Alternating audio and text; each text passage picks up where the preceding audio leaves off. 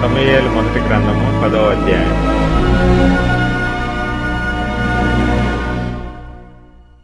అప్పుడు సమూయేలు తైలపు బుడ్డి పట్టుకొని సౌలు తల మీద తైలము పోసి అతని ముద్దు పెట్టుకొని, యెహోవా నిన్ను అభిషేకించి తన స్వాస్థ్యము మీద అధిపతిగా నియమించియున్నాడు అని చెప్పి ఈలాగు సెలవిచ్చెను. ఈ దినమున నీవు నా యొద్ద నుండి పోయిన తరువాత బెన్యామీను సరిహద్దులో సెల్సహులో నుండు రాహేలు సమాధి దగ్గర 2 మనుషులు నీకు కనబడుదురు.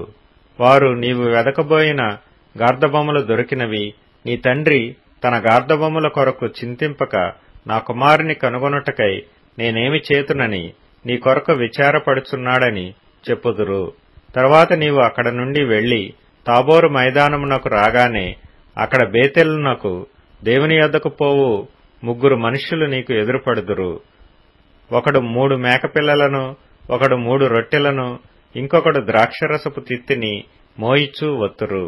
వారు నిన్ను కుశల ప్రశ్నలు అడిగి నీకు 2 రొట్టెలు ఇత్తురు. అవి వారి చేత నీవు తీసుకొనవలెను.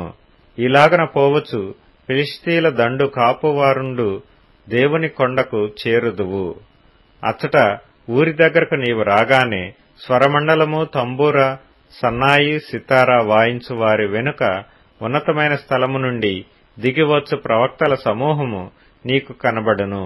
వారు ప్రకటన చేయిచూ వత్తురు. యెహోవా ఆత్మ నీ మీదికి బలముగా దిగివచ్చును. నీవు వారితో కలిసి ప్రకటన చేయుచుండగా నీకు క్రొత్త మనస్సు వచ్చును. దేవుడు నీకు తోడుగా నుండును గనుక ఈ సూచనలు నీకు సంభవించిన తరువాత నీకు మంచిదని తోచిన దాని చేయుము. నాకంటే ముందు నీవు గిల్గాలునకు వెళ్లగా దహన బలులను సమాధాన బలులను అర్పించుటకై నేను నీ యొద్దకు దిగి వత్తును. నేను నీ యొద్దకు వచ్చి నీవు చేయవలసిన దానిని నీకు తెలియజేయ వరకు 7 దినముల పాటు నీవు అచ్చట నిలువవలెను. అతడు సమూయేలు యొద్ద నుండి వెళ్లిపోవుటకై తిరుగగా దేవుడు అతనికి క్రొత్త మనస్సు అనుగ్రహించెను. ఆ దినముననే ఆ సూచనలు కనబడెను. వారు ఆ కొండ దగ్గరకు వచ్చినప్పుడు ప్రవక్తల సమూహము అతనికి ఎదురుపడగా దేవుని ఆత్మ బలముగా అతని మీదికి వచ్చెను. అతడు వారి మధ్యను ఉండి ప్రకటన చేయుచుండెను. పూర్వము అతని నెరిగిన వారందరూ అతడు ప్రవక్తలతో కూడా నుండి ప్రకటించుట చూచి, కీషు కుమారునికి సంభవించినదేమిటి? సౌలును ప్రవక్తలలోనున్నాడా అని ఒకనితో ఒకడు చెప్పుకొనగా ఆ స్థలమందుండు ఒకడు వారి తండ్రి ఎవడని అడిగెను. అందుకు సౌలును ప్రవక్తలలోనున్నాడా అను సామెత పుట్టెను. అంతటా అతడు ప్రకటించుట చాలించి ఉన్నత స్థలమునకు వచ్చెను. సౌలు యొక్క పినతండ్రి అతనిని అతని పనివానిని చూచి, మీరిద్దరూ ఎక్కడికి పోతిరని అడుగగా అతడు గార్ధబొమ్మలను వెదకపోతిమి, అవి కనబడకపోగా సమూయేలు నొద్దకు పోతిమని చెప్పినప్పుడు సౌలు పినతండ్రి, సమూయేలు నీతో చెప్పిన సంగతి నాతో చెప్పుమని అతనితో అనగా, సౌలు గార్ధబొమ్మలు దొరికినవని అతడు చెప్పెనని తన పినతండ్రితో అనెను గాని రాజ్యమును గూర్చి సమూయేలు చెప్పిన మాటను తెలుపలేదు. తరువాత సమూయేలు మిస్పాకు యెహోవా యొద్దకు జనులను పిలువనంపించి ఇశ్రాయేలీలతో ఇట్లనెను, ఇశ్రాయేలీల దేవుడైన యెహోవా ఈలాగున సెలవిచ్చుచున్నాడు, నేను ఇశ్రాయేలీలైన మిమ్మును ఐగుప్తు దేశములో నుండి రప్పించి ఐగుప్తీయుల వశములో నుండియు మిమ్మును బాధపెట్టిన జనములన్నిటి వశములో నుండియు విడిపించితిని.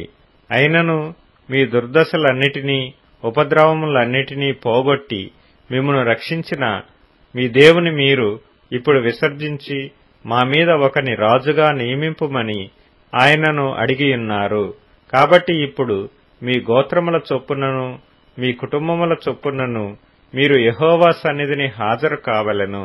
ఇశ్రాయేలీల గోత్రములన్నిటినీ సమూయేలు సమకూర్చగా బెన్యామీను గోత్రము ఏర్పడెను. బెన్యామీను గోత్రమును వారి ఇంటి కూటముల ప్రకారము అతడు సమకూర్చగా మత్రి ఇంటి కూటము ఏర్పడెను. తరువాత కీషు కుమారుడైన సౌలు ఏర్పడెను. అయితే జనులు అతని వెదికినప్పుడు అతడు కనబడలేదు. కావున వారు ఇక్కడికి ఇంకొక మనుష్యుడు రావలసి ఉన్నదా అని యెహోవా యొద్ద విచారణ చేయగా యెహోవా ఇదిగో అతడు సామానులో దాగియున్నాడని సెలవిచ్చెను.